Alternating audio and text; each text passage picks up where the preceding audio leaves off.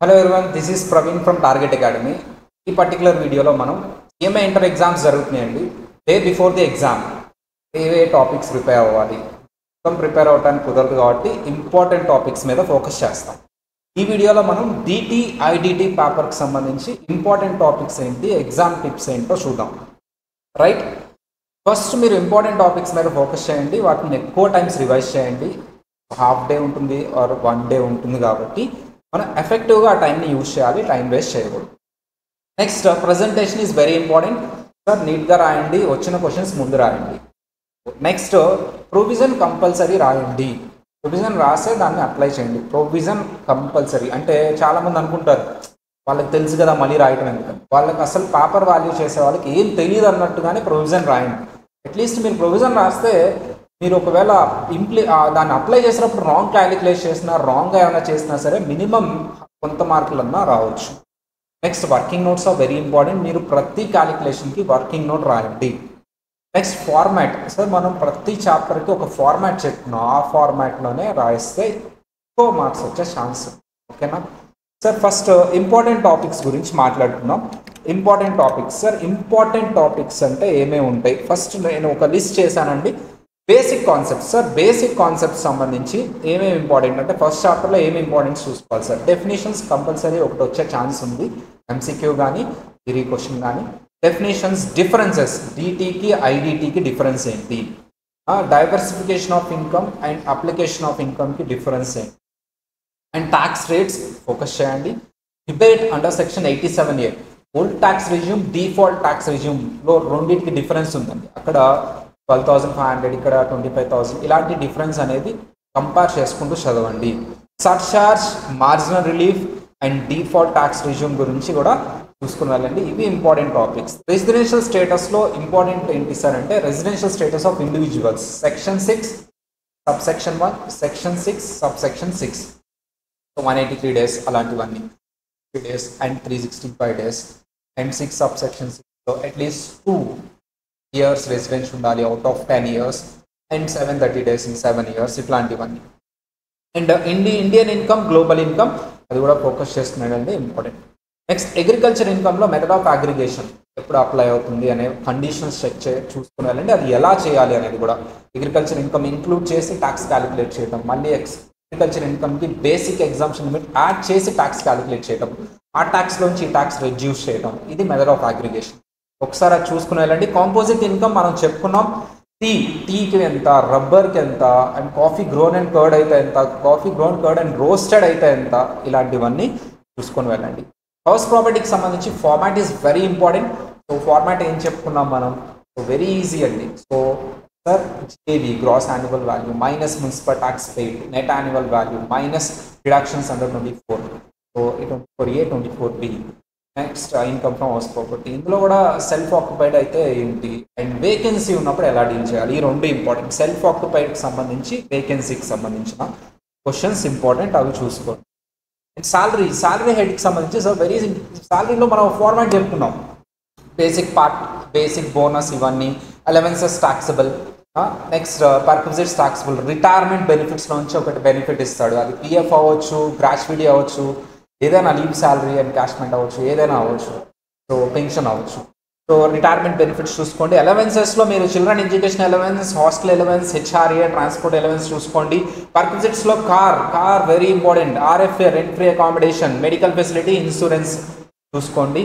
And capital gains సంబంధించి format is very important అండి. So format ఏంటి సార్? ఫార్మాట్ అంటే so very simple, full value of consideration minus expenses on transport, net consideration minus cost of acquisition or indexed cost of acquisition, cost of improvement or indexed cost of improvement, long term capital gain or short term capital gain minus exemptions. Format is very important. First format ఏంటి, minimum marks ఉంటాయి. So indexed cost of acquisition ఒకసారి చూసుకుని వెళ్ళండి. ఆ formulas ఏ సిచ్యువేషన్స్లో ఏ formula ఉండాలి, Manjula sir case వచ్చినప్పుడు 2 calculations ఎలా చేయాలి, ఇది చూసుకోండి. PGBP ఫార్మాట్ ప్యూర్లీ అంత పెద్ద చాప్టర్ని మనం ఒక 1.5 పేజ్లో ఫార్మాట్ ఓరియంటెడ్ తీసుకొచ్చేసాం. ఆ ఫార్మాట్ ఒకసారి చెక్ చేసుకోండి, చూసుకోండి. ఒకవేళ ఎవరైతే మా ఇన్స్టిట్యూట్ కాకుండా వేరే ఇన్స్టిట్యూట్ వాళ్ళు ఉంటారో ఒకసారి మా స్టాఫ్ని, డిస్క్రిప్షన్లో నెంబర్ ఉంటుంది, మా స్టాఫ్ దగ్గర ఫాస్ట్ ట్రాక్ నోట్స్ ఫ్రీగానే ఇస్తున్నాం అండి. PDF ఒకసారి అది తీసుకొని అట్లీస్ట్ ఆ ఫార్మాట్ అన్నా చదువుకుని వెళ్ళండి. ఈజీగా పీజీబీపీ సమ్ మీరు చేసేయచ్చు, చాలా ఎక్కువ స్కోరింగ్ ఉంటుంది. Next one income from other సోర్సెస్లో గిఫ్ట్ బాగా చూసుకుని వెళ్ళండి. గిఫ్ట్ క్యాష్ ఆఫ్ కైండ్ అయితే ఏంటి, ఇమ్మూవబుల్ ప్రాపర్టీ అయితే ఏంటి, మూవబుల్ ప్రాపర్టీ అయితే ఏంటి, ఇది చూసుకుని వెళ్ళండి. ఇమ్మూవబుల్ ప్రాపర్టీ దగ్గర పార్షియల్ కన్సిడరేషన్కి ఇస్తే ఏంటి, ఇక్కడ బాగా చూసుకోండి. 1000 ఆర్ 10% కంపేర్ చేయాలి. సార్ ఇంట్రెస్ట్ కూడా చూసుకుని వెళ్ళండి. టీడీఎస్ దగ్గర ఇవి చూసుకోండి, 194A, 194I, 194B, 194H, 194C, 194J, 194M, 194M, 192. TCS concept చూసుకోండి.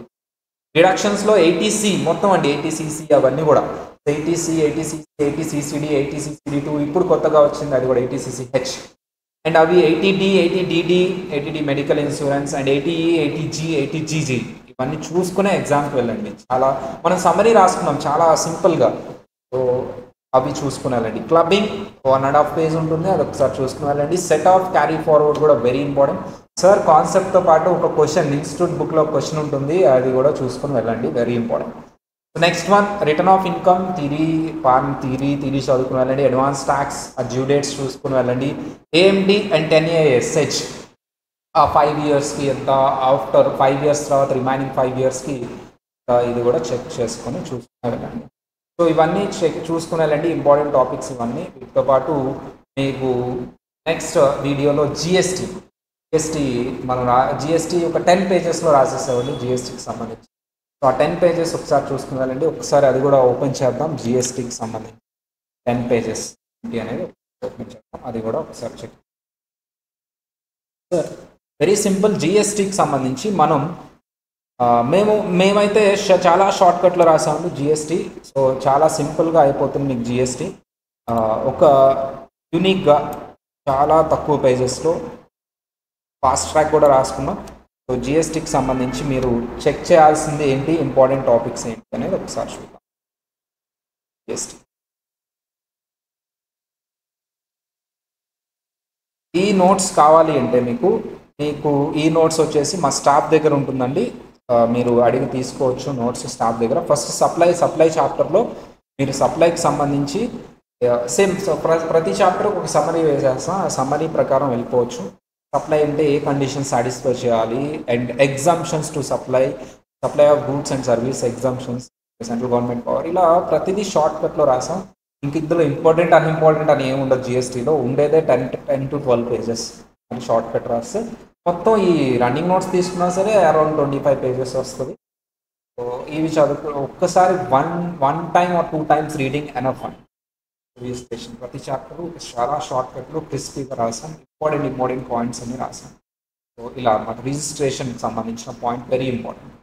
సప్లై కండిషన్స్ తర్వాత రిజిస్ట్రేషన్ అంటే ఈ 10 lakhs ఎవరికి అప్లై అవుతుంది, 20 lakhs ఎవరికి అప్లై అవుతుంది, 20 or 40 lakhs గూడ్స్ ఎవరికి అప్లై అవుతుంది, ఏ స్టేట్స్. సో అది important.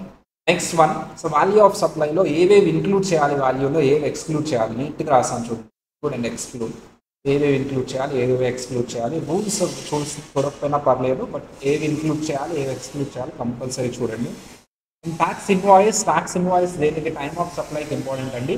So tax invoice due date ఏంటి, ఇన్వాయిస్ ఎప్పుడు చేయాలి, మూవ్మెంట్ ఆఫ్ గూడ్స్ ఉంటే ఏంటి, ఇది ఒక్కటి చూసుకుని వెళ్ళండి. సర్వీసెస్ కూడా ఏంటి. Next RCM, sir tax invoice చూసేటప్పుడు ఆర్సీఎం కూడా చూసుకున్నాం. డయాగ్రామ్స్ అని చెప్పేసి ఒక షార్ట్ కట్ చెప్పుకున్నాం. Next one, sir in case of ఈ ఇన్వాయిస్ ఇవ్వండి time of supply. Sir time of supply మీద ఒక క్వశ్చన్ గ్యారంటీ వస్తుందండి. సో ఆర్సీఎం కేసులో టైమ్ ఆఫ్ సప్లై ఏంటి, ఎఫ్సీఎం ఆఫ్ గూడ్స్ అయితే టైమ్ ఆఫ్ సప్లై ఏంటి, వెరీ ఇంపార్టెంట్ ఇది. గూడ్స్ సర్వీస్ కూడా ఒకసారి చూసుకోండి, గూడ్స్ మెయిన్గా ఫోకస్ చేయండి. ఇవే బిల్ ఒకసారి జస్ట్ ఊరికే చదువుకోండి, 1 పేజే ఉంటుంది. ప్లేస్ ఆఫ్ సప్లై కూడా ఇంపార్టెంటే, మనం షార్ట్ కట్లో రాసాం. ప్లేస్ ఆఫ్ సప్లై కొంచెం లెందీ ఉంటుంది, కానీ ఫస్ట్ సెక్షన్ ఈ పర్టికులర్ ప్లేస్ ఆఫ్ సప్లైలో సెక్షన్ 12 అండ్ సెక్షన్ 10 చూసుకోండి, సెక్షన్ 12 చూసుకోండి. ఆ importation of supply, importation of goods పక్కన పెట్టినా ఇవన్నీ చూసుకోండి. ఇవి ఓవరాల్గా సో జిఎస్టీకి సంబంధించి. ఇంకా ఉన్నాయి పేమెంట్ ఆఫ్ ట్యాక్స్, ఇవన్నీ జనరల్గా ఒకసారి చూసుకోండి. అంటే ఈ పేమెంట్ ఆఫ్ ట్యాక్స్లో కూడా ఏది దేనికి అడ్జస్ట్ చేయాలి, ఐజిఎస్టీ, సిజిఎస్టీ, ఎస్జిఎస్టీ ఇన్పుట్ని దేన్ని ఫస్ట్ అడ్జస్ట్ చేయాలి, దేన్ని తర్వాత అడ్జస్ట్ చేయాలి. Okay, this is regarding GST and DT important questions అండి. టైం వేస్ట్ చేయకుండా ఫుల్గా ఫోకస్ చేసి అట్ ది సేమ్ టైం మీకు ఎక్కువ మార్క్స్ స్కోరింగ్ వచ్చేలా చూసుకోండి. మా ఇన్స్టిట్యూట్లో చదివిన చాలామంది సేవ్ వస్తున్నాయి బాగా చదివితే. Day before the exam is very important. All the best for your exams.